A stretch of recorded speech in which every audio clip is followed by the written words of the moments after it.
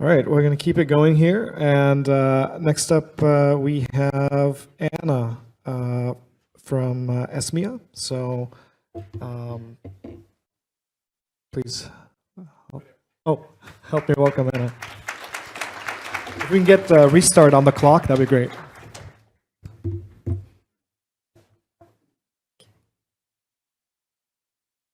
Hello, my name is Anna Spolsky, and I'm an energy system modeler and consultant with ESMIA.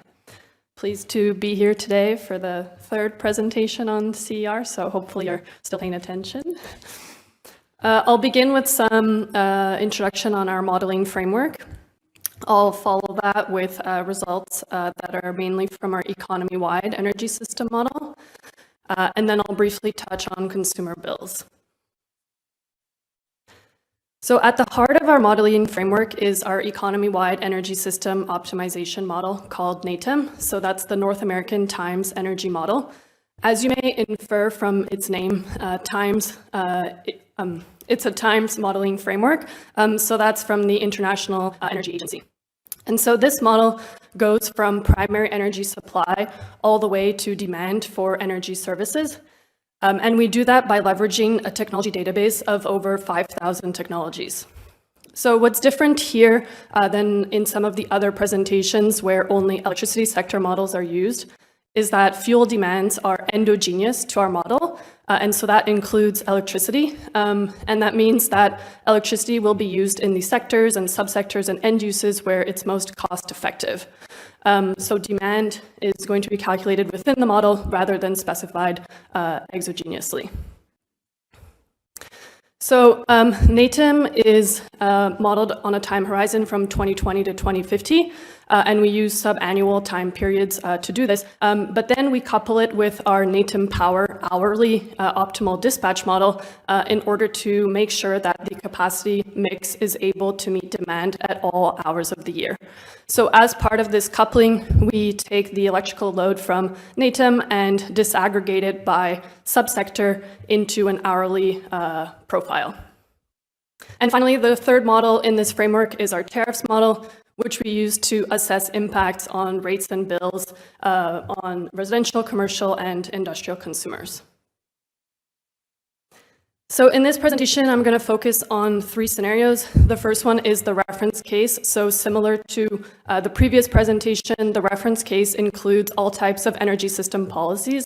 For example, ZEV sales mandates, grants for home heating, blending mandates, as well as the investment tax credits for clean technology and clean electricity. Then we have a scenario where we add CER on top of all these policies. And then I'm going to compare this to a net zero by 2050 scenario, which also includes CER. And we don't show net zero 50 by itself because in net zero 50, CER has actually a limited impact because electricity needs to be decarbonized regardless. So diving right in, I'll start with electricity demand growth. What you can see here is that electricity demand growth in the reference case is about 1.35x in 2050 compared to 2020 values. And I've just compared that here to what I've called the EMH assumption, which were the assumptions we were provided as kind of a baseline. So that's lower than the EMH assumption. With CER, you can actually see that we have slightly lower demand than the reference in 2050, and that's likely due to the increasing cost of electricity production. Nevertheless, in net zero 50, as you may expect, and you've often heard, electricity demand grows quite drastically, and that really happens as we get closer to the net zero target, because we need to use more energy-intensive technologies like DAC and CCS in order to remaining emissions in the economy. So looking at emissions next, you can see on the top right chart, emissions in the reference case do decrease over the modeling time horizon. And right below that, you see the reference case with CER. And so emissions are significantly lower economy-wide with CER. It allows to achieve about 8% reductions in 2035 and 10% reduction in 2050. Nevertheless, if you compare this to economy-wide reductions that are required to reach net zero, we're still very, very far from this target. And so, reducing electricity sector emissions alone is not going to suffice to reach that target.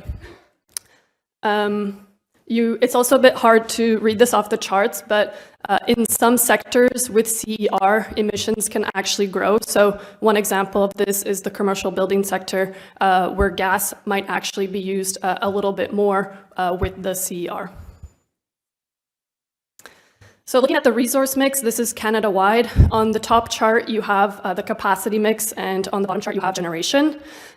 So as you might expect, with CER, we see that the mix shifts to wind, nuclear, some geothermal, and solar in order to displace thermal generation.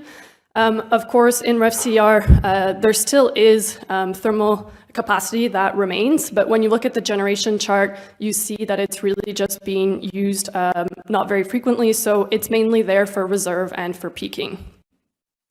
Total capacity is also slightly higher in REF-CER, and that's just because we have a higher portion of renewables that have a lower capacity factor.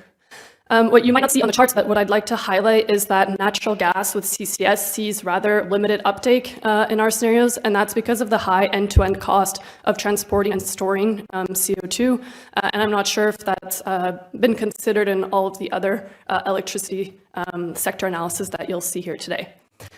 Finally, although RNG is a fuel that can be used as part of the CER, it's in practice rather limited due to supply. So in the CER case, a third of all renewable natural gas goes towards the electricity sector, but it actually only represents a third of fossil natural gas that's being used. So you can see that it's quite a relatively small amount. So we were asked to prepare results for 4 provinces. That's why I chose these 4 provinces, in case you're wondering. So I'll start with Alberta, where we see quite drastic changes. So on the left-hand side, you have the 2020 reference, and then on the right-hand side, you have 2035 results. So we can see in Alberta that in the reference case, thermal generation continues to grow. Meanwhile, with CER, we have really the opposite trend. Thermal generation is used to a minimum. We also have a little bit of CCS capacity here, but mainly thermal generation shifts to small modular reactors, as well as wind generation, solar generation, and also geothermal. In Ontario, we see similar trends, but changes are somewhat less drastic because Ontario already has large nuclear capacity as well as hydro, and so that nuclear and hydro continues to be used. In the reference case, natural gas generation would expand, but with CER, that generation drops significantly, and instead we see deployment of small modular reactors as well as some advanced nuclear and wind, which increases in generation as well. In British Columbia, results are maybe a little less interesting or drastic because the electricity mix is already very clean. You can see in the reference case that there is still some natural gas generation, but in practice with the Clean BC roadmap, the generation likely won't be there in any case. And instead with CER, we develop some small hydro.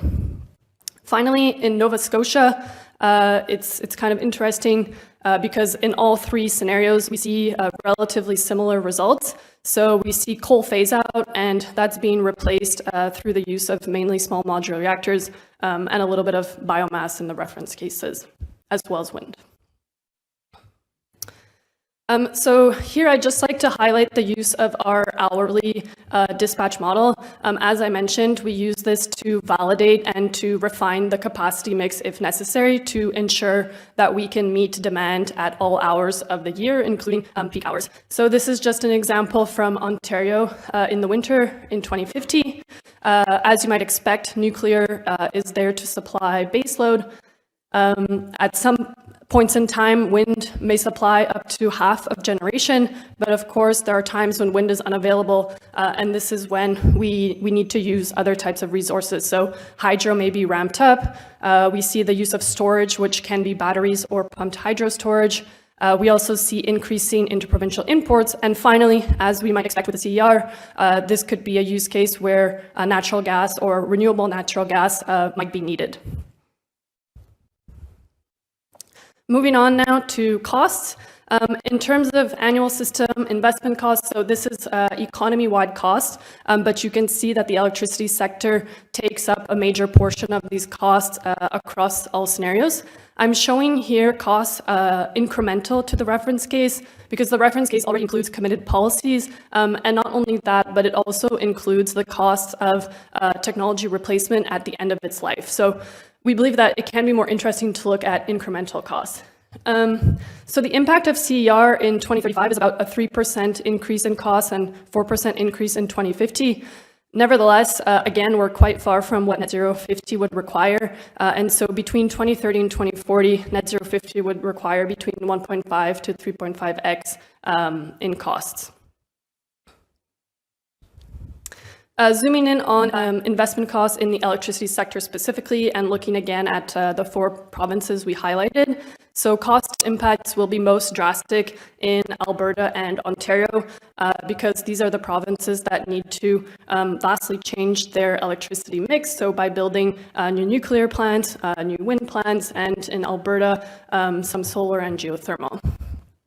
In British Columbia, we do see some cost impact as well, but as I mentioned, this might occur in any case under the Clean BC roadmap, while in Nova Scotia, costs are relatively similar in both cases because the generation mix is shifting in any case.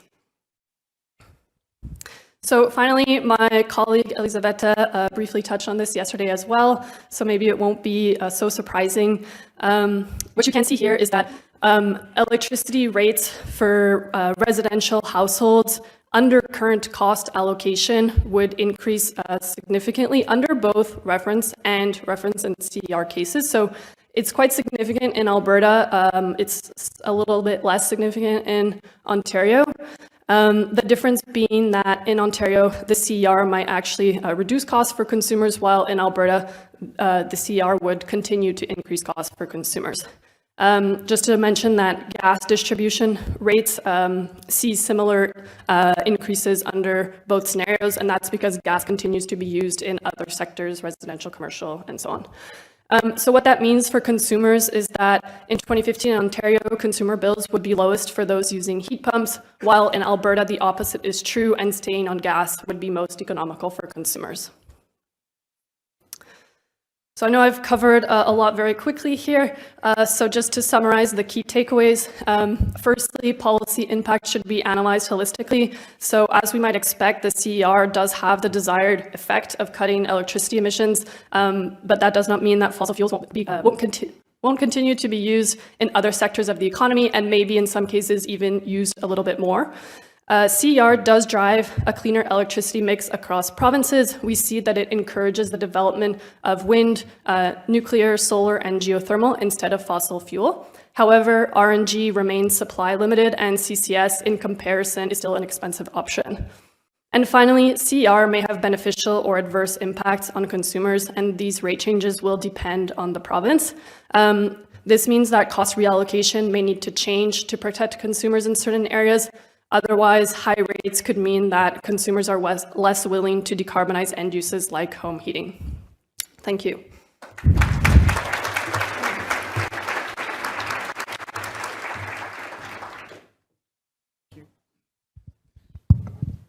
Thank you, Anna. Again, if anyone has any questions, feel free to come to the mic, and also I'll be looking at the Menti questions. Anna, one question that I had quickly was just around the role of storage and how much that was modeled in battery storage or general energy storage. Yeah, we do model storage. As I mentioned, I think in Ontario, we saw that it was playing an important role.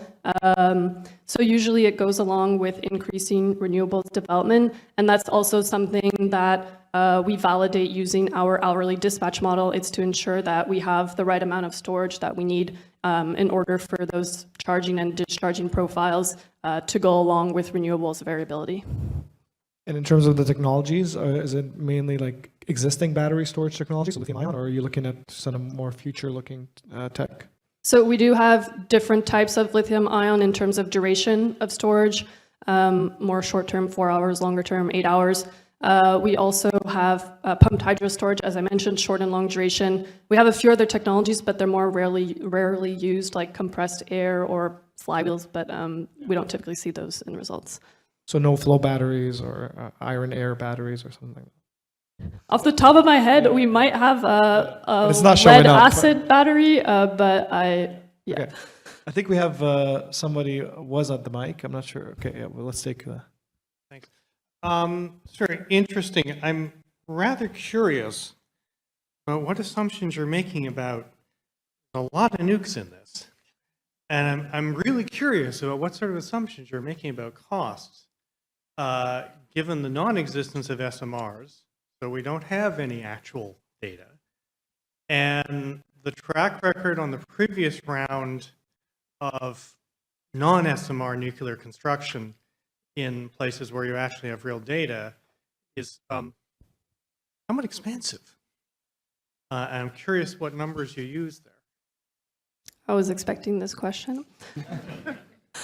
Our cost estimates, I would say, are still relatively conservative compared to what you might see in certain publications. Of course, some of those publications come from private companies, which may have an interest. But they're still over $9,500 per kilowatt in 2050, in 2022 dollars.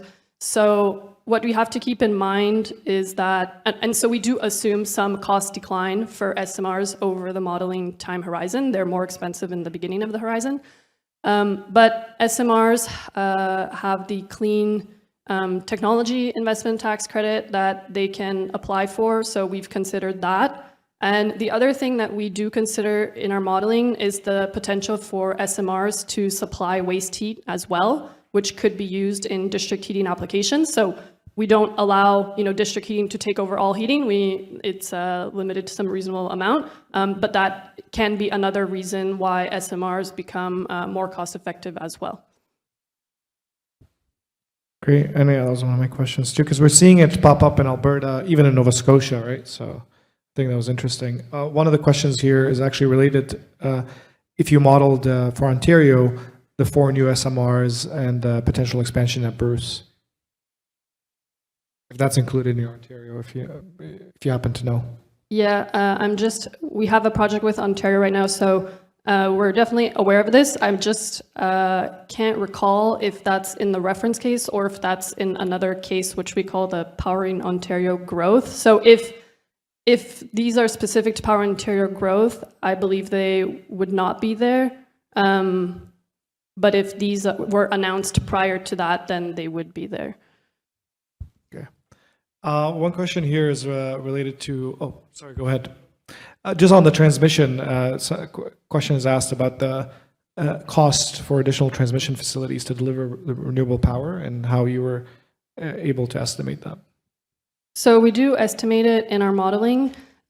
We actually have an additional cost of transmission that's applied specifically as part of capital cost for wind and solar technologies to account for those costs. And in general, we do model increasing transmission capacity requirements. Of course, at an economy-wide level, that's a little bit more simplified because we only have one region for each province, but we still do account for increasing capacity needs. And are you accounting for distribution costs? We do account for, yes, we do. Again, you can say in a simplified manner just because of the granularity in terms of spatial granularity. And to what extent does that influence the rate increase that you presented at the end, like the distribution versus the generation cost? Or if you don't know, that's fine. I think I'll defer that question to my colleague Elizabeth. Okay. Good morning, Luis Ricardes from the University of Waterloo. So thank you very much for the talk. It was interesting. So one question that I have, I'm guessing that all your models are deterministic, but I'm just wondering if you have taken into account the uncertainty that might happen over the years and seen, for example, how this uncertainty will propagate and maybe will change the landscape that you are presenting here with your results. So I don't know if you can comment on that. And also, again, if your models are deterministic, is there any interest in making these models a bit more stochastic so that they can present, take into account, possible scenarios or possible changes that may happen in the future? I don't know if you can comment on that. Thank you. So typically for uncertainties, what we'll do is sensitivity analyses. We didn't do them as part of this presentation, but we typically do them as part of our projects. So we've done some sensitivities on cost of SMRs, and yes, that certainly can have an impact. We typically see them being traded with greater capacity of wind. So it's difficult to do a fully probabilistic type of analysis with an economy-wide optimization model, just because of the complexity of the model and the time that it takes to run that model. So it would be quite lengthy to try to run thousands of scenarios, although we did see a presentation yesterday with some pretty impressive numbers, so maybe there are solutions out there. But yeah, typically we do it with sensitivity analysis. Awesome. I think that's it for questions. Thanks so much, Anna, again, for your presentation. And yeah, thank you. All right, we're halfway through. How's everybody feeling? Yeah, this has been great. We've got a lot of insights. We need to stay excited. There's 3 more. So we got Dr. Jacob Monroe, who's going to present on behalf of the Energy Modeling Hub. So this is really sort of an in-house presentation. So welcome. Please help me welcome Jacob.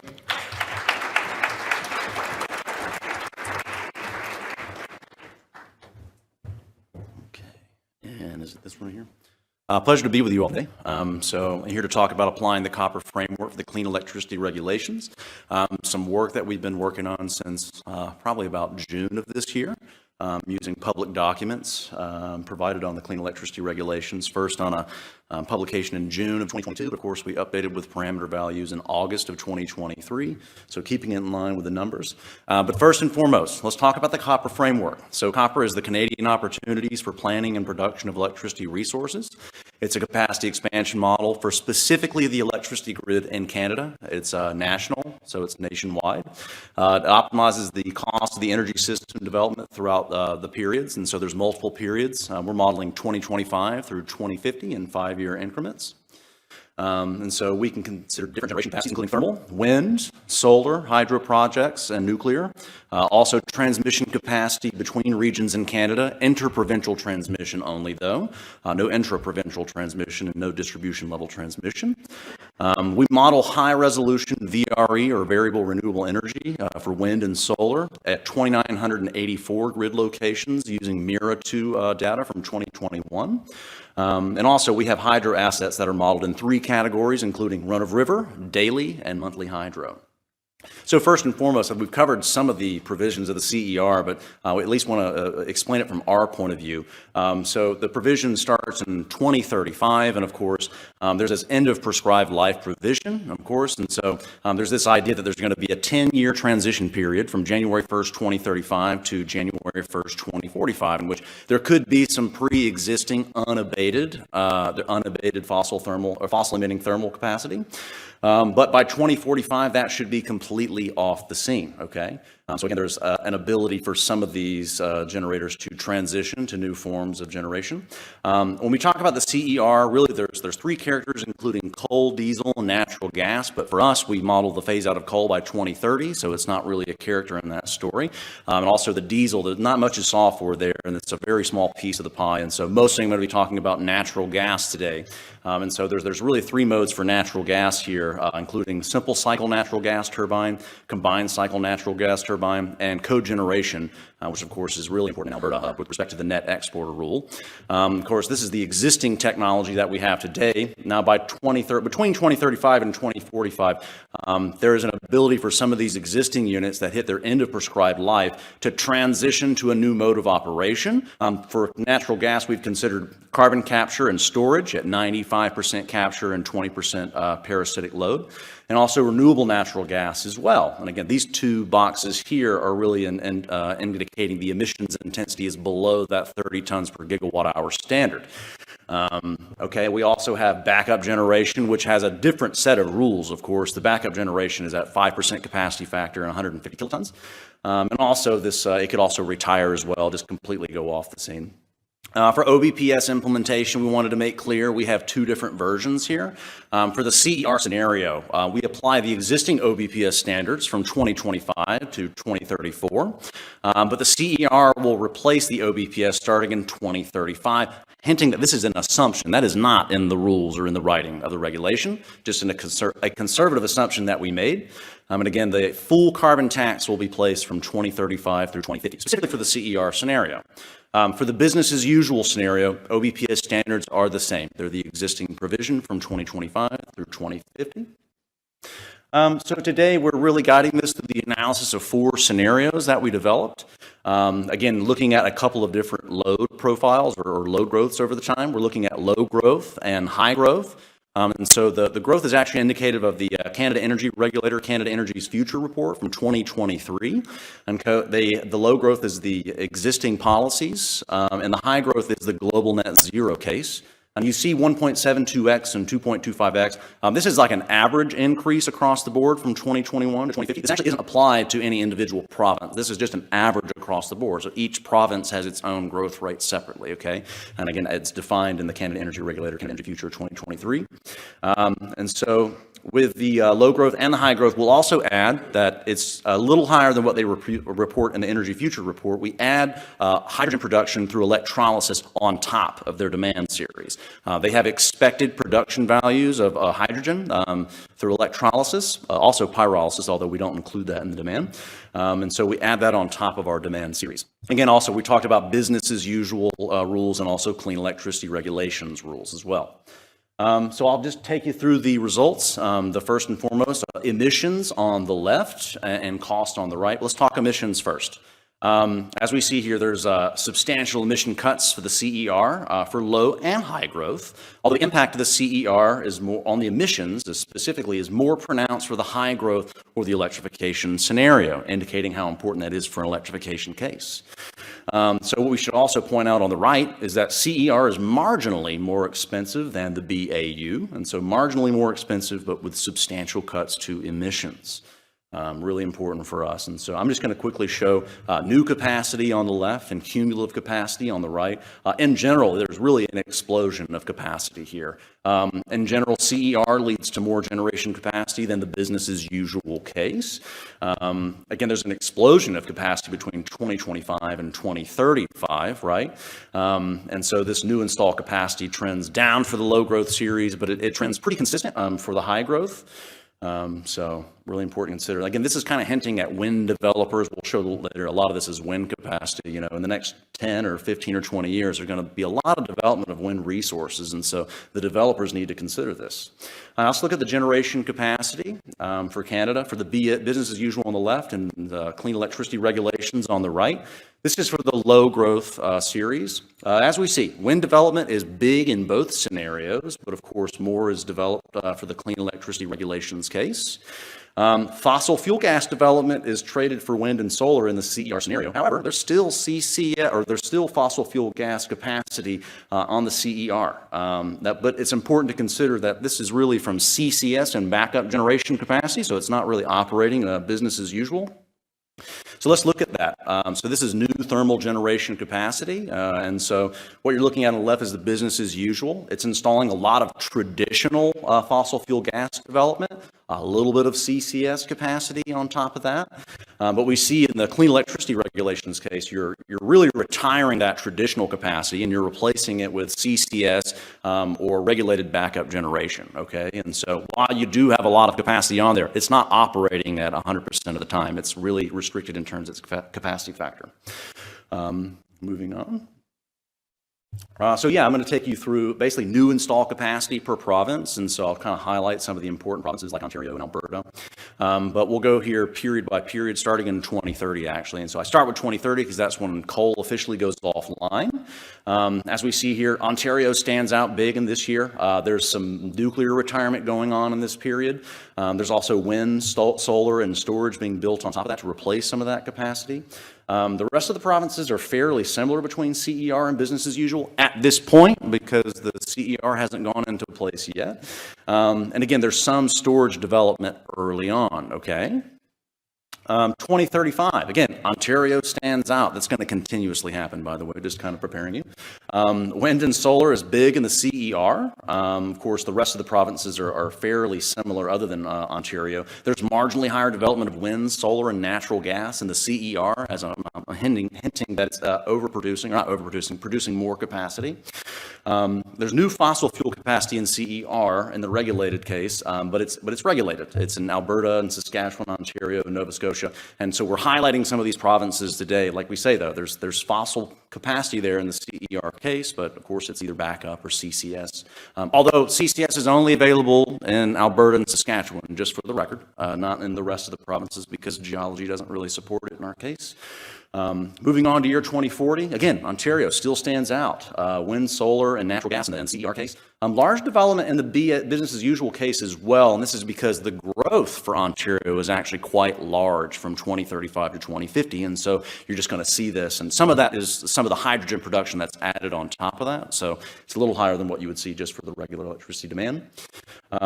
Again, higher solar build in the business as usual for the rest of the cases. And again, the best solar sources are likely developed already at this case. And so if you're adding a lot of solar capacity at this point, you're probably adding it in some very sparse locations of where that resource actually is, right? And so just to point to that. Again, large new natural gas development in CER, but it's regulated. I think I can pretty much sum up the rest of this here on 2050. Development does come down a bit after 2045 and 2050, but Ontario is still standing out with a lot of wind, a lot of solar, a lot of natural gas, but it's still big in the business as usual case as well, right? For the rest of the provinces, towards the end of the simulation, there's similar wind build and solar development is somewhat at parity with each other. Again, natural gas development is still around, but regulated. So again, hinting on that, one of these conclusions is that there's still natural gas capacity around even with the CER. We'll talk about some of our conclusions and insights. There's an incremental cost for CER compared with the business as usual case, as I indicated with the first set of figures, but there's substantial emission savings here, okay? There's something to gain there. CER impact is pronounced in a high electrification scenario, especially with respect to emissions. And so if we're expecting a high electrification case in the next 20 or 30 years, expect the CER to really impact that. Large wind development is necessary from now until 2035, but even in the high growth case, it's pretty consistent and through 2050. So there's a hint at the sense of urgency for the short-term planning. And also the framework is sensitive to the characteristics of the backup generators. I believe maybe in some of the test simulations, if you were to triple the capacity factor of the backup generation, you're about going to triple the emissions by 2050, and so it's hypersensitive to that little parameter. Maybe data limitations and opportunities here. Some of the things that we model, like renewable natural gas, there are a lot of questions around future price and supply and what that network would look like, right? There's a lot of questions on future demand, what the load growth would be, but also the degree of electrification and how the profile would change. We would say that we model the same load profile, although it grows with demand, but we don't change that load, and so there's a bit of limitation in modeling the electrification part of that, right? And last but not least here, the CCS attributes, the capture rate, the costs that we use for it. I think we use a range of different characteristics here among the 6 groups today, so hopefully you're seeing some of that variation. And that's what I have for today. Thank you all.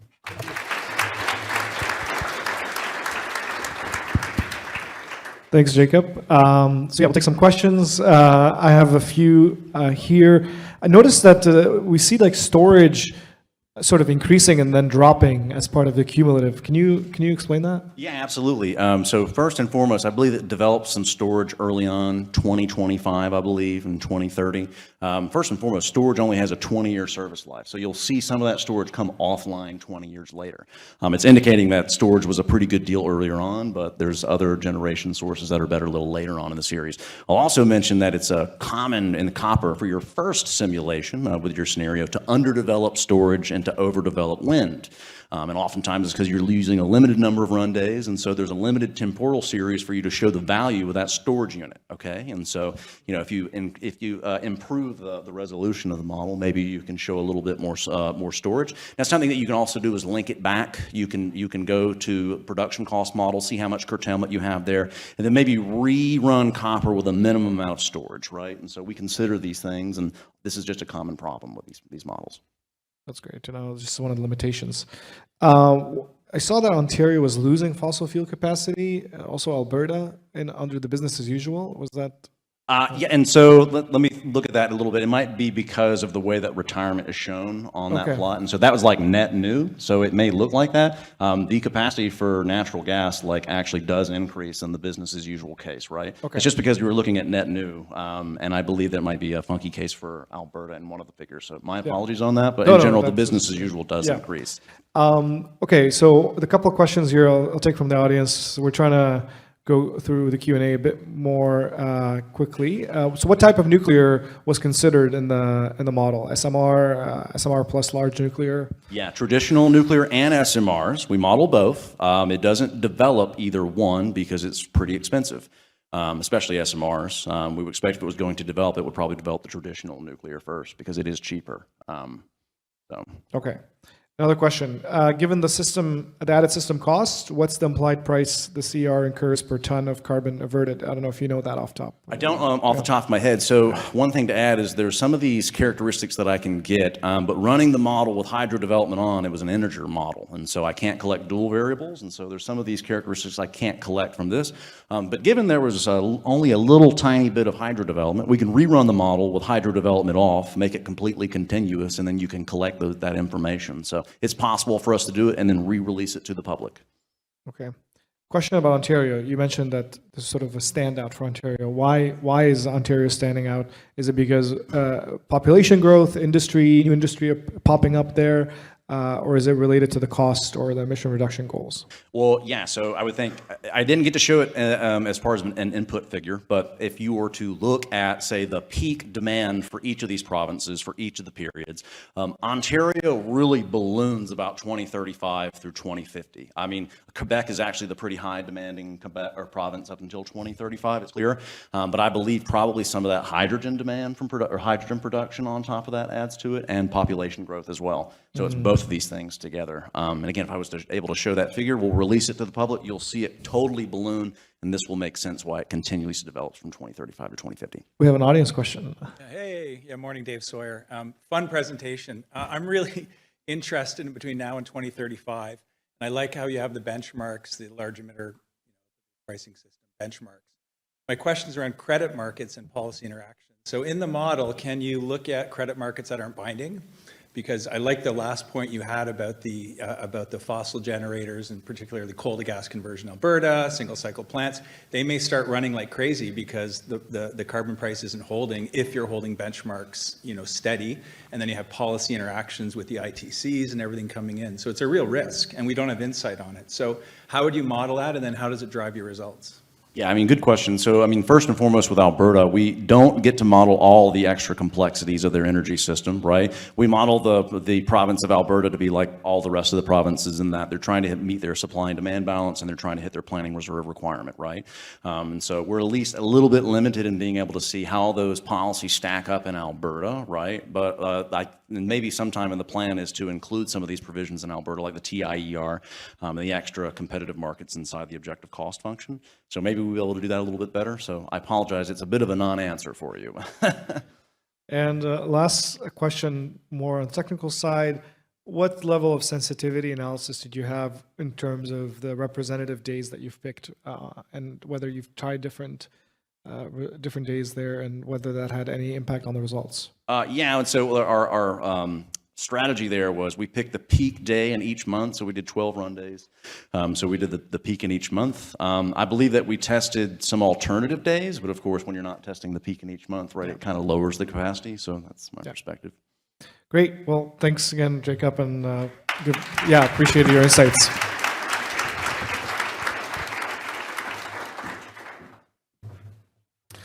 Okay, so next up we have Aaron Hoyle and Brad Griffin, both joining us from UVic and also Simon Fraser University.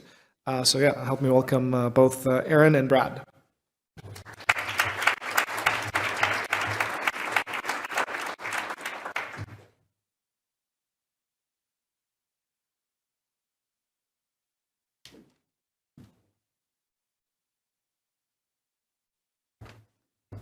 Thanks, Bo. So I'm Aaron Hoyle. I'm a PhD candidate at the University of Victoria. Brad is the director of the Canadian Energy and Emissions Data Center.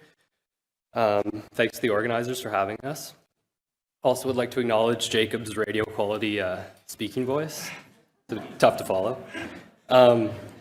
In comparison to the presentations you've seen so far, we're going to zoom out a bit from the electricity regs and discuss more generally some of the challenges of modeling the electricity system transition. And so hopefully we can complement the discussion around the regs by providing some methodological context. So if you'll allow me to oversimplify, on one hand, we have electricity system planning models to help us understand how the power sector will decarbonize. And by design, these are good at representing the supply side, but typically not so good at representing how demand for electricity might change over time. And that's an issue because it overlooks the influence of technological and behavioral change. So typically, as Jake mentioned, future loads are estimated by proportionally scaling current load. On the other hand, we have energy economy models, and these are good at representing those dynamics on the demand side, but then they typically oversimplify the supply side. And so when we're trying to understand the entire system, we want to consider supply and demand simultaneously. And so we're working on two different methods to get after that problem. The first of these approaches is to soft link these two types of models.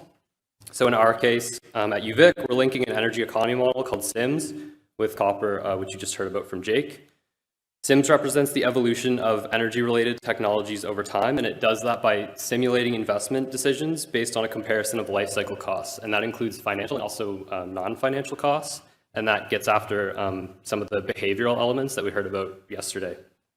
To link these models, we pass specific kinds of information between them. So from SIMS to copper, we're passing demand and fuel prices. And then from copper to SIMS, we're passing information about the supply side, which I've listed there. The idea is that we're running these models iteratively, and then we're achieving a supply-demand balance. And this is similar to the approach taken by Navius and Esmia, among others. Mohammed, I think you guys take a similar approach to, I saw on one of your slides. So the main challenge here in linking these models is that demand is represented on an annual basis in SIMS, but on an hourly basis in copper. So there's a temporal mismatch.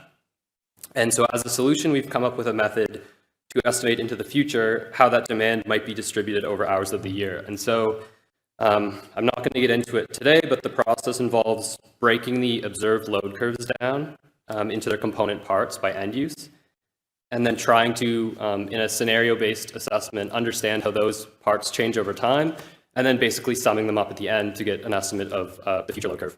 And there's some tweaks in there as well. I do want to acknowledge that this is a deterministic scenario-based treatment of uncertainty. So yesterday, what I found really valuable was some of the discussion around how uncertainty is treated in our communication of results. And so I think that's an important point to echo.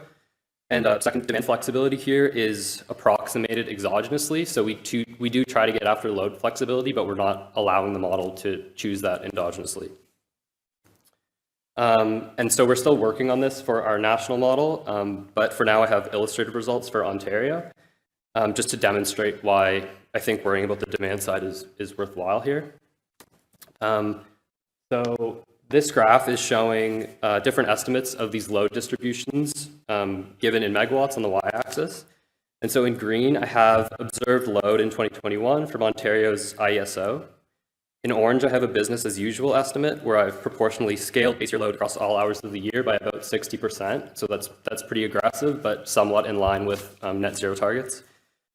In blue, I have an estimate that assumes peaky EV charging. And in pink, I have an estimate that assumes smart EV charging. And both of the latter estimates also consider other technological and behavioral changes across other end uses. I just haven't emphasized those here.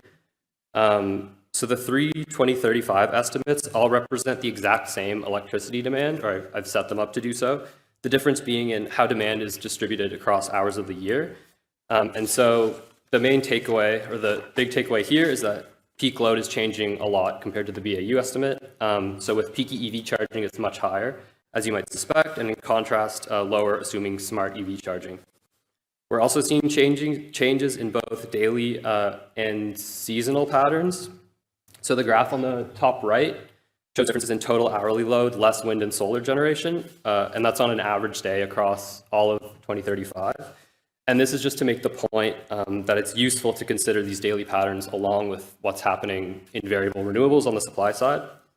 And finally, the graph on the bottom right plots load for the first week in February, and I've just cherry-picked this week to note that we're seeing considerable load growth in winter months, and actually peak load is shifting from hot and humid days, which is the case currently in Ontario, to cold days. There's a few things going on there, but mostly a function of rapid home heating, electrification, rather. Brad, before I pass to you, just these are illustrative numbers, so don't read into them too much, but with respect to analysis of the clean electricity regs, these are obviously influential factors in estimating the emissions and system costs. I think we've seen sensitivity around peak load a lot today already, so I'll just highlight that again. Great, thank you. So I'll switch gears a little bit. There we go. I'll switch gears a little bit. I think Evan's going to switch even more when he gets up here. So I'm going to allow me to simplify it even more, take another step back. So I'm going to talk about a second method for doing this. Just before I get going, I'd like to acknowledge that the Pacific Institute for Climate Solutions has funded a lot of this redevelopment work for SIMS, and they've been an excellent partner for us.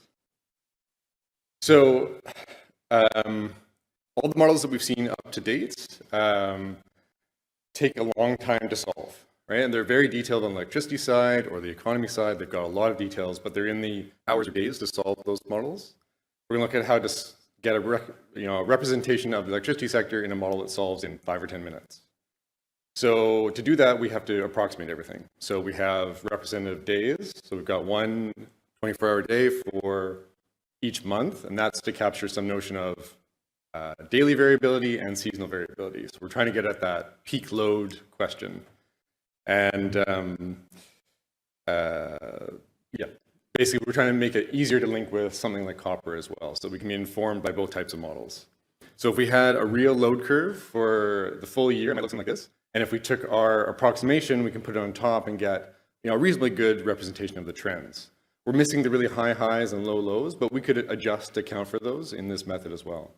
So this is what we would take when we put this into our representation of some kind of capacity expansion. And the way we're going to do that in a really simplified way is to have what we've always had with SIMS. So it's a stock turnover model, so it won't, we're always doing a competition on the new stock that's coming in. And we're doing that based on life cycle costs. And we're going to have two competitions, one on providing energy and one on providing capacity. But not all technologies will get to compete in both. So we're going to penalize renewables with no storage. They don't get to compete on capacity because they're not dispatchable. And then from each of those, we're going to take the maximum capacity that's installed, and we'll use that as our hypothetical or theoretical capacity that we'll use in a competition later. Yeah. Oops. We're going to take those things, we're going to go to another simplified version of a dispatch model.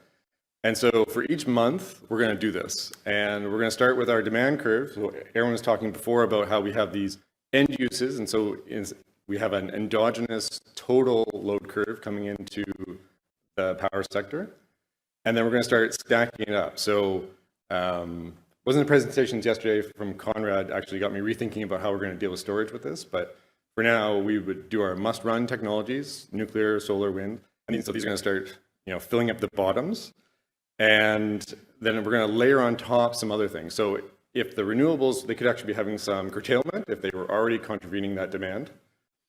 And then we're going to have slow ramping things in the middle, and these could get pinched between low demand and high renewables, right? So we're going to have some rules around how much they can ramp, but basically we could be squeezing out our coal or biomass or whatever it might be. And then the remainder is going to get filled in with this, fast ramping, peaking technologies. Unfortunately, it was a nice sparkly color when it was on my slides, but we lost that this time. And in here, we might also have storage. So given how much you're curtailing your renewables, you could be transposing that storage elsewhere. So we're going to take these as our real dispatched hours, and we're going to put this back into our capacity competition, where we calculate our life cycle costs, we divide by the hours run. And so if you're curtailed or if your technology was getting penalized, you're going to become more expensive in the next iteration. And we're going to keep doing that until we get to an equilibrium. And this is, whoops, oh, I guess we go back to the beginning. So that's with our whole model. So we keep going around the whole economy. And so we get to have some feedback on end use demands as well as the power sector. And we keep going around. And then this model will run in just a few minutes. And so the idea is that you could be doing Monte Carlo, you could be doing some uncertainty analysis around this really easily. And this is sort of a tool for the job. So having some realistic representation of electricity in a tool that you maybe don't need all the detail that you have from all the other models. So that's the value here. Thanks.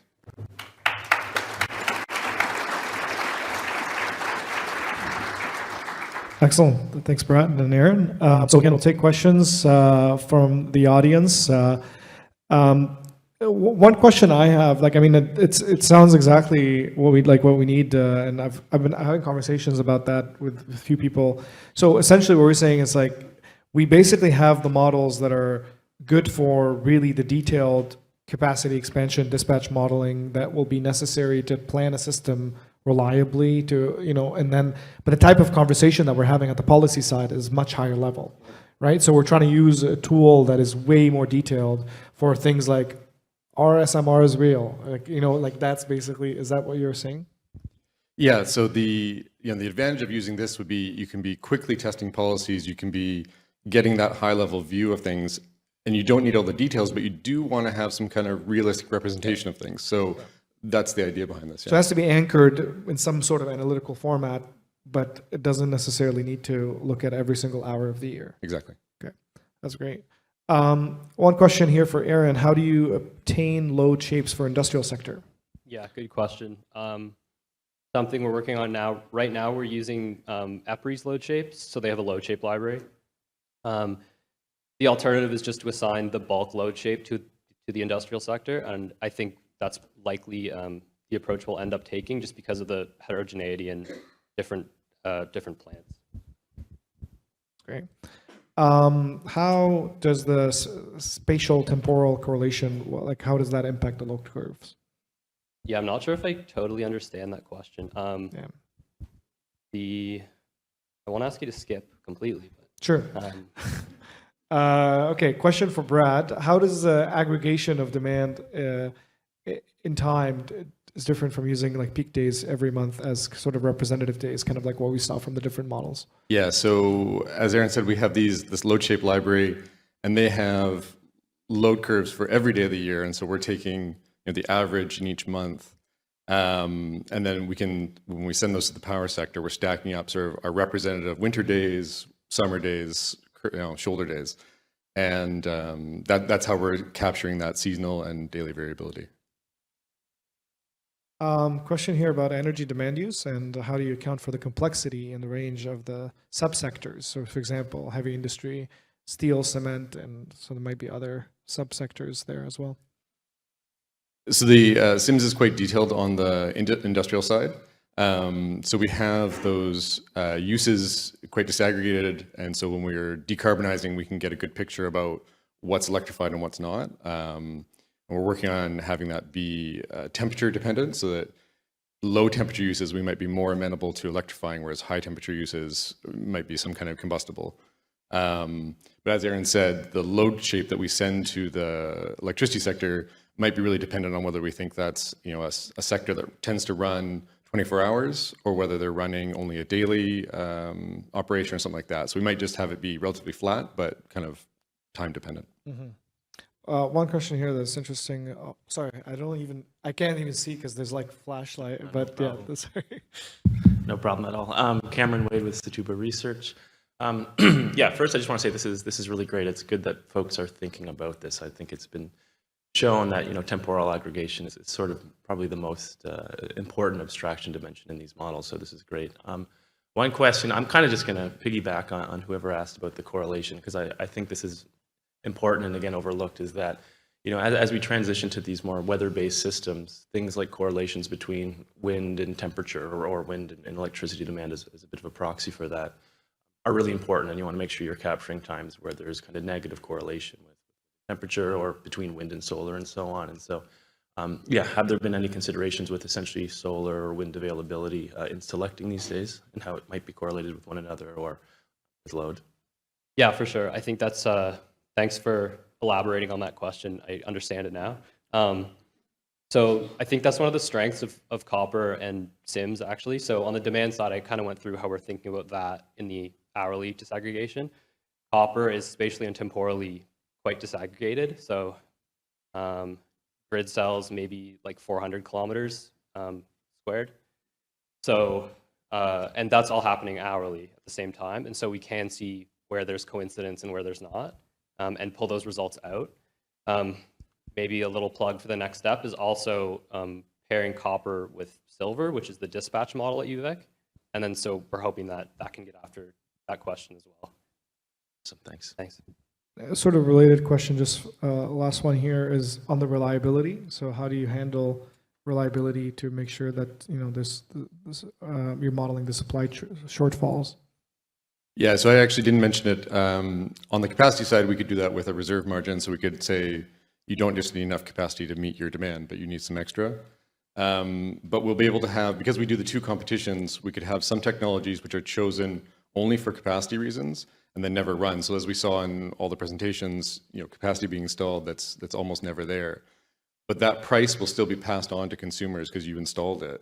And so if you're having this system that's very peaky and you need all this reliability, but you're not actually using it, that's going to be more expensive than if you were able to do some kind of load shifting policy. So SIMS, you could go and put in a demand side policy to complement something like the CER, and maybe that will lower system costs overall. Awesome. Well, thank you so much, both of you, and appreciate you sharing your thoughts today. Okay, so we have our last presentation. So kind of definitely not least. So I want to welcome Evan Pivnik from Clean Energy Canada, and he's going to be presenting some of the work and recommendations that they've put out with the Climate Institute. So please help me welcome Evan.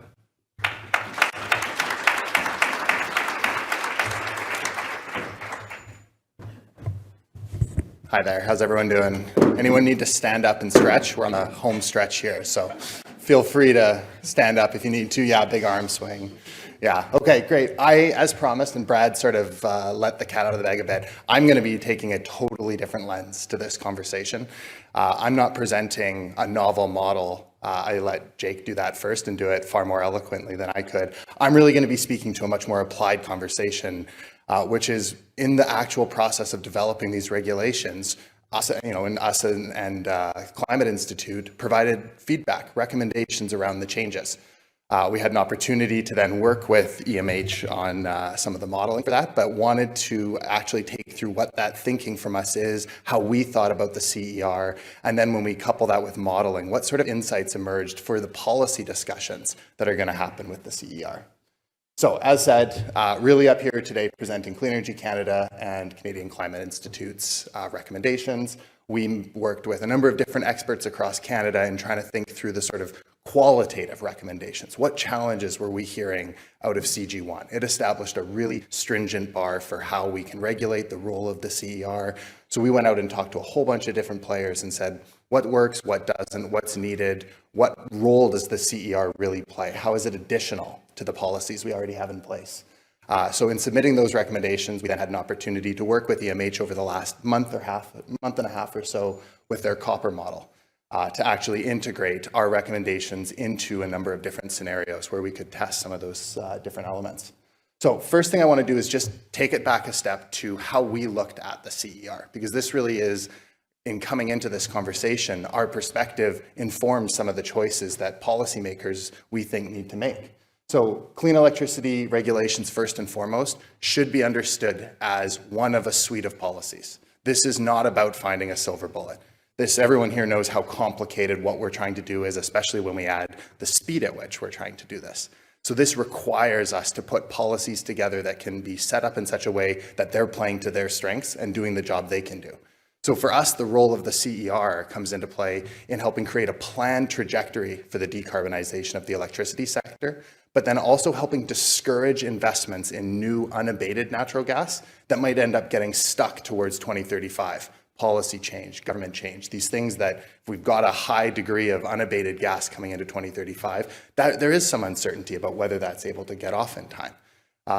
This is in contrast to something like the carbon price, which plays such an essential role, but we know from a number of studies can't do this work on its own. It's not pulling it off fast enough unless you're looking at really extreme costs. So the role for the CER then is to come in as a complement to that.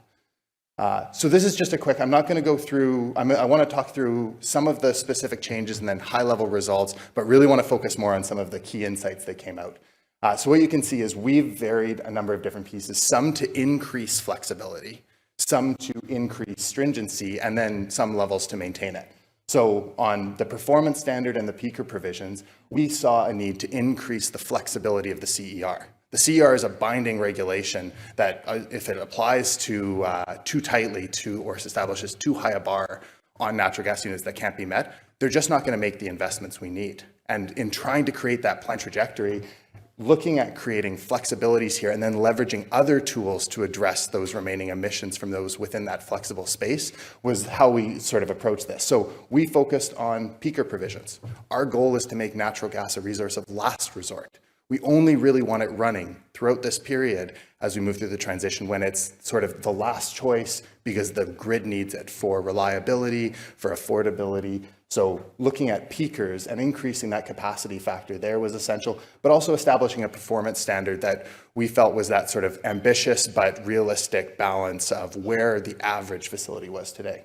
On the other hand, end of prescribed life and maintaining it, we need to make sure that we're not increasing the degree to which we have that risk of stranded assets. And EOPL just locks in that baseload natural gas, far more so than a peaker provision, just looking at that ability to meet those peaks. And then finally, we wanted to actually try to increase the degree to which CCS or hydrogen deployment was taking place. So we actually introduced a form of an interim standard, essentially a really low bar that any new natural gas after 2025 would have to meet. And in that way, we're hoping to, even though they can meet it quite easily, it starts to see that investment so that we're not just backloading investment into those abatement technologies to 2035 and hoping that that takes place. The other thing we did, and this is, I think, really goes back to that first point of the CER fits inside a package of policies, is we put forward 3 additional places where we thought there's either changes or additional policies needed. So reform on the OBPS, exposing electricity sector to the full carbon price, procuring negative emissions. This is how we get to that netting of net zero. That's how we get to that zero in 2035. It's such an important part of actually bringing that piece down and cleaning up whatever's left. And then lastly, and this will really come up when we get to the key sort of findings for us, is that need to emphasize more on the demand side interventions. I think there's a lot of focus on supply, a lot of tax credits that are out there, a lot of programming, but when we're undervaluing, or at least we're under exploring the role that demand side, that softening or that moving of curves can play in actually displacing investment in capacity potentially. That's a really critical area that, especially when we start to talk about peakers and the role they're playing, shaving off that additional emissions there. So this is a quick overview of copper. Really just wanted to highlight our different scenarios varied on electrification, on that interim standard, and then whether or not electricity was exposed to that full carbon price in 2030. Constant across them was the peaker capacity, the performance standard, but also we made a decision to constrain intertie build-out until 2035.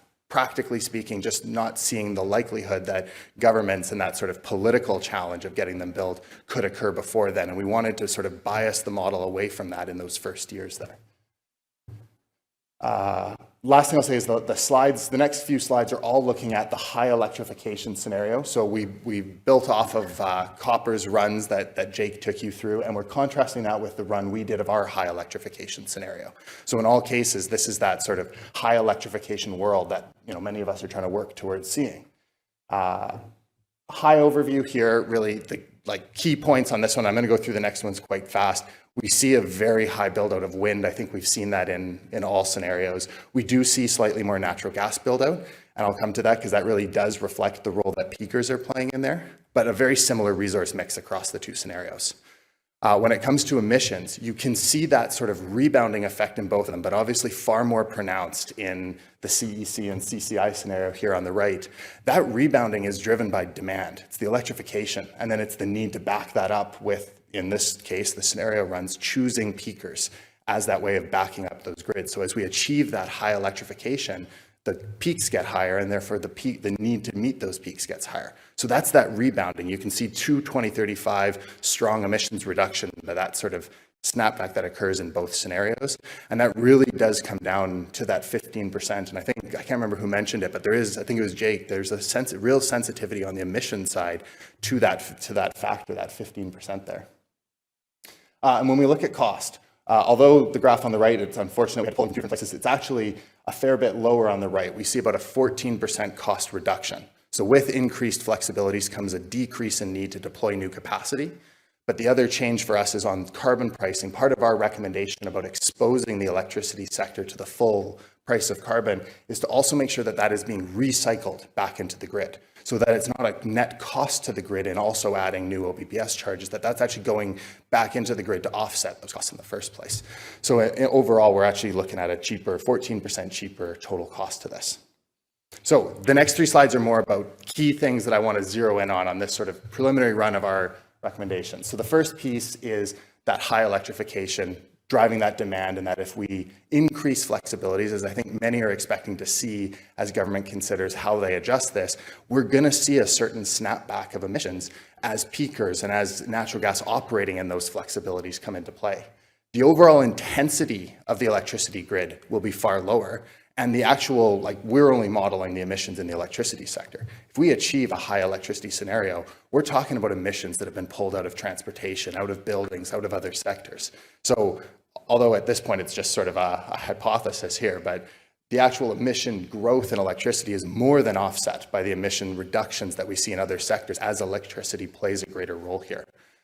So as you can see, CER is effective in those first years in driving down emissions, but as demand takes over, as high electrification happens, and as we need those sort of peaker resources, we see that snapback, immediately highlighting for us the need that there is other policies that are going to need to complement the CER. That's not going to be, especially one with more flexibilities, any sort of silver bullet on their targets there.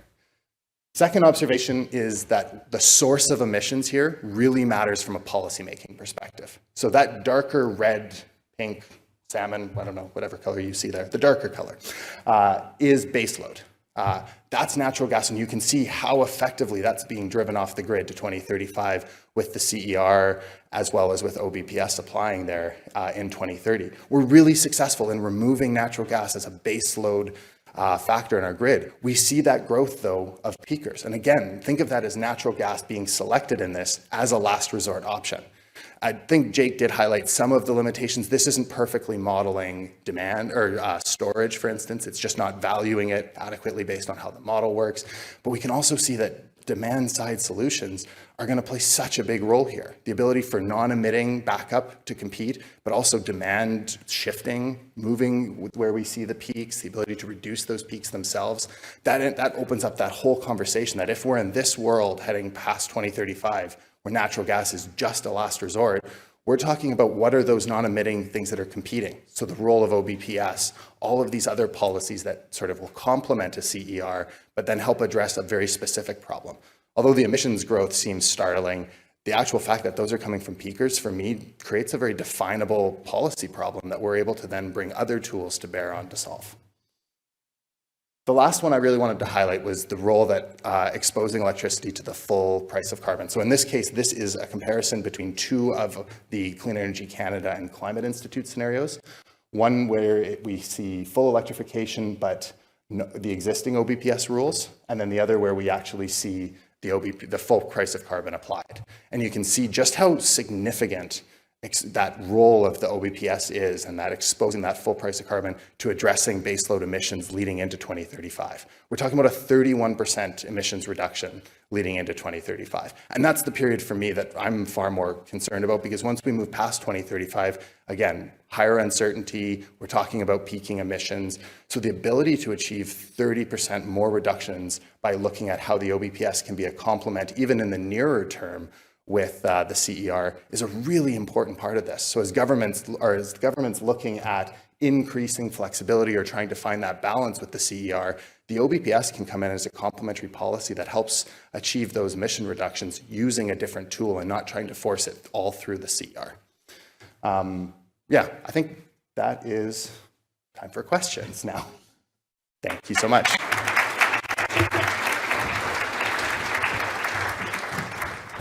Thank you, Evan.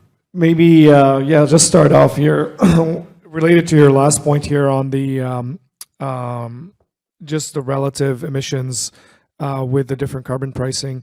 So essentially what it is, excuse me, it's really baseload gas, right? Like once that gets off in 2045 and 2050, like once the 10-year buffer period that Jake talked about is gone, then it doesn't really matter. We're seeing the same emissions in both scenarios, right?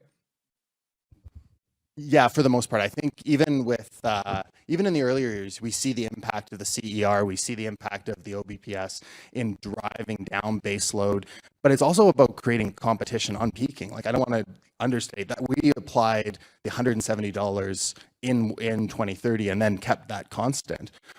The peaking resources, whatever we're going to use, are then going to need to compete with other resources that are also dropping in price. So there is still a bit of a driving off baseload, reducing that stranded asset risk, but then dealing with that novel problem of, okay, so for peakers and meeting that, whether it's seasonal or whether it's a daily kind of peaking, what are the suite of tools we need and do we have the right pieces in place, the right investments, the right policies? That makes sense. We have a couple questions here from the audience, so let's take them and one more there. It's really tough for me to see there, so thank you for pointing that out. Who was there first? I couldn't see. So. Thanks. Richard Hendricks from University of Toronto. Thanks for your presentation, Evan. I just a quick comment, and then my question is actually for all the presenters. This is a change in perspective from the CEC about peakers, it seems to me. A decade ago, this is not something I would have seen in a presentation. So I just want to express my gratitude for I guess, a policy flexibility around the use of peakers. Something we would have, I think, greatly appreciated before Canada spent a lot of money on big hydro.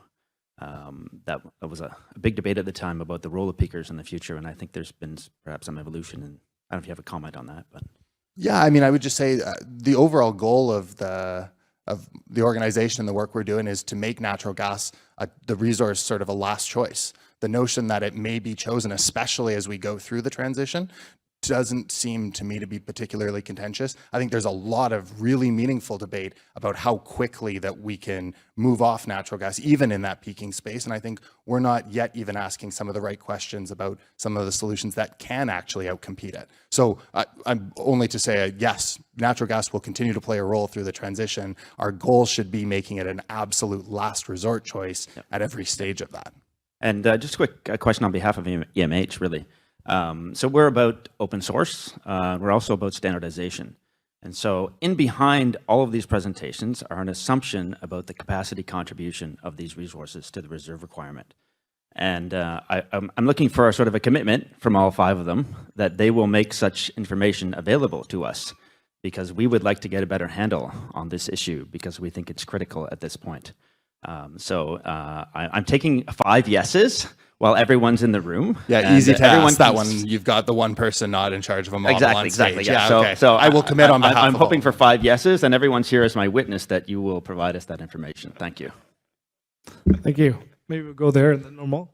Sure. Julien Tissot-Laperrière from McGill University. I have a question about the rate impacts that you see if you apply the current draft regulations, but basically shift the, what was it? It was like basically in your 2 reference cases with the current draft regulations, what's the ratepayer impact?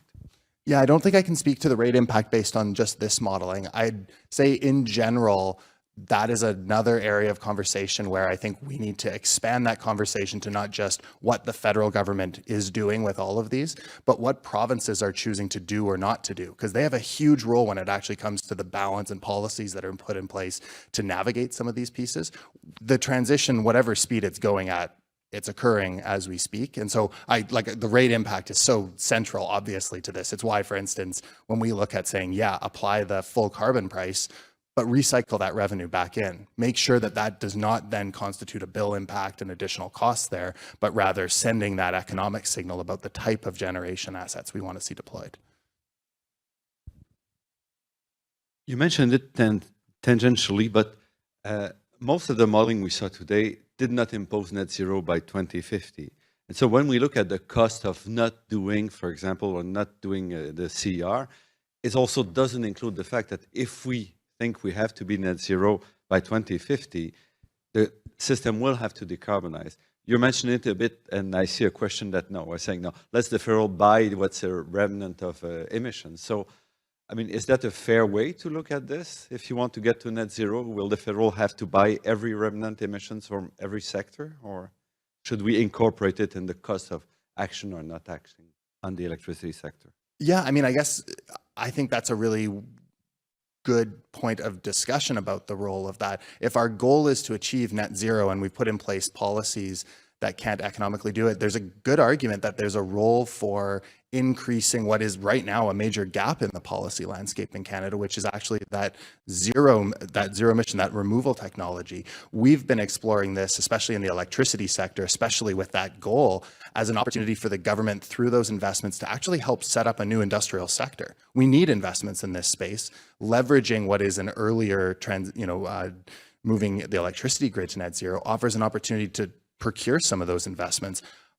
I looking at this, I see the peaking emissions as, probably considerably overstated post 2035. The goal would be that ends up being a declining need over time in the electricity sector, opening up then that opportunity to play a role in other sectors that are going to be far harder to abate, where those investments and those technologies are going to be so much more essential.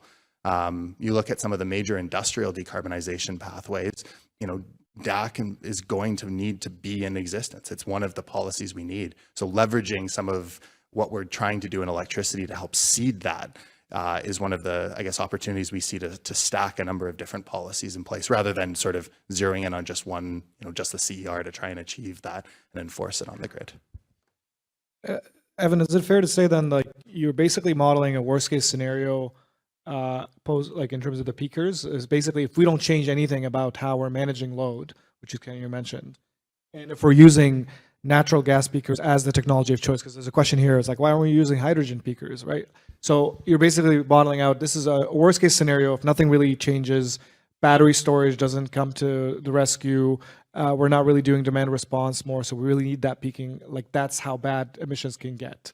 Yeah, I mean, I'd frame it more as we're offering an incomplete picture, but highlighting a very specific novel policy challenge that we need to address, the specific, size of it being open to needing a number of different additions. Like, we need to look at the role energy storage can play. So, coupling copper and silver in the run. I mean, we started working with EMH a month ago, so this is a bit of art of the possible here. But looking at combining those models, we can then already say with existing technologies today, energy storage would be selected and pushed off this much. I'm more interested in what that asks, and as someone who's more involved on the talking with policymakers and trying to find the right mix of these policies and speaking to a room of a lot of modelers, that for me is trying to turn the question around into like the practical challenge. If we want to achieve these goals, we need to be able to understand what are those solutions. What's the sensitivity when it looks at DERs in helping avoided costs of new peakers?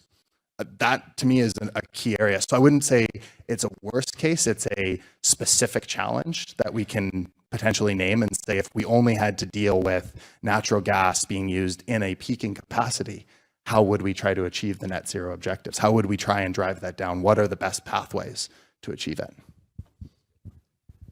That's great. I mean, I think we're at time here. We're hoping to have all the panelists come up and then have more questions, but I think okay, so we'll do like a quick summary. If we want to just come up, panelists want to come up for, yeah. Sure.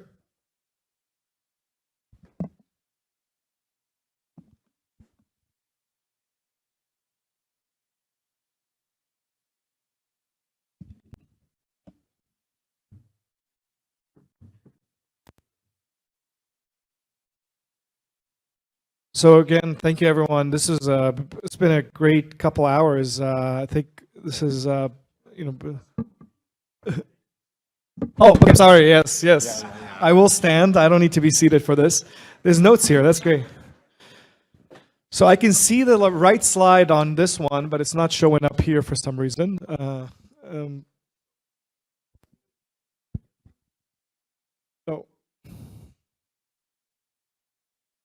perfect. All right. So yeah, I guess a final summary here. This is a really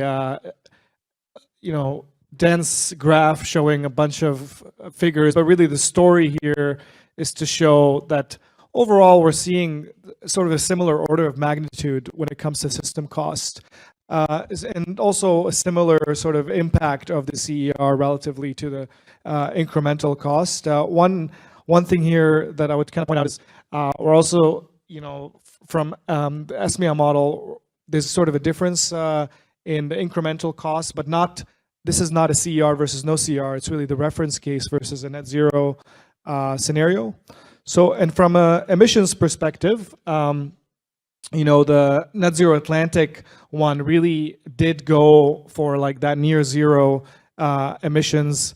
We're seeing negative emissions in the net zero scenario because it's a net zero society by 2050, and this is something that's come up quite a bit actually in a lot of the sort of true net zero society modeling, where electricity is actually contributing to negative emissions as opposed to just getting to zero. So I'm assuming that's why it shows up in the ESMIA model as well.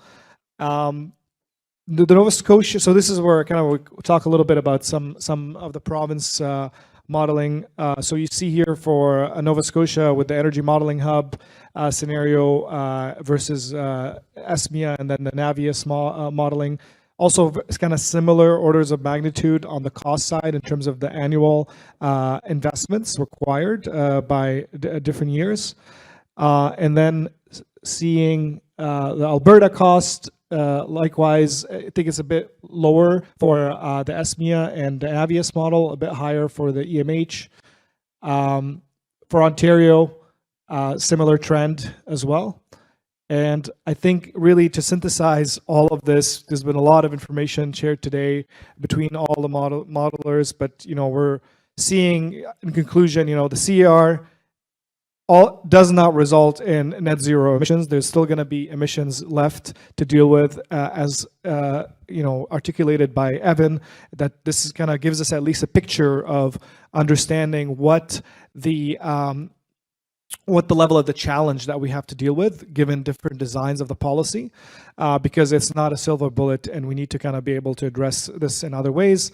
But it does lead to significant emission reductions, especially we're seeing when we actually go after the electrification. So we want to clean up what we have. That's one challenge. We want to grow the grid. We want to grow the system. Definitely we see the CER there having an impact in terms of making sure that growth is aligned with a net zero future. There's an impact that definitely varies by province. We heard today about Alberta, Ontario, Nova Scotia, some of the provinces that are going to feel the cost impacts more pronouncedly than others. And then really thinking through again, as I mentioned, the impact from emissions when we look at higher electrification. And overall, we kind of heard consistently today that there is a cost. That cost will also be different depending on the province, but that marginal overall it seems to be a marginal cost relatively to high emission reduction. So, but we also saw, some of the things that could be tweaked to improve the cost effectiveness or the cost, the affordability of the electricity unit that is being sold. So we saw that with the Navius model and then also with Evan's presentation here at the end. So I kind of want to wrap it up, but I want to see if anyone has any closing thoughts from the panel, or anyone has any lingering questions. Feel free to come up to the mic. Hello. I just want to say thank you to my co-presenters. I think it's great to see the kind of same policy attacked from different angles, and I think it's really important to have like a kind of a holistic view on things, and it really helps enriching the conversation. And to the question earlier about reserve requirements, happy for that to be part of the EMH forum discussion that's going to be taking place later on in the year, or next year rather.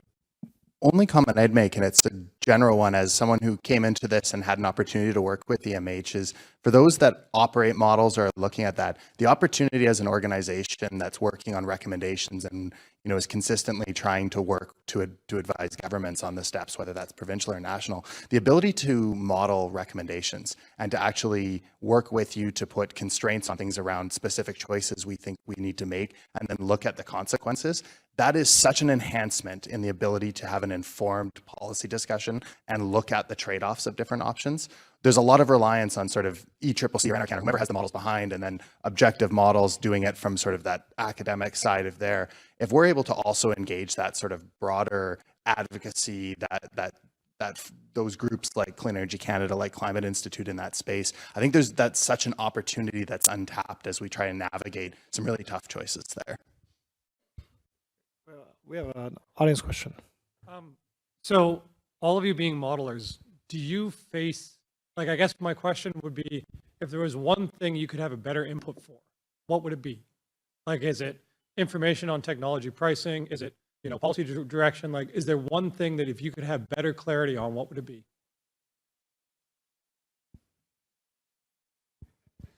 Mine's easy. More load shapes would be appreciated. I think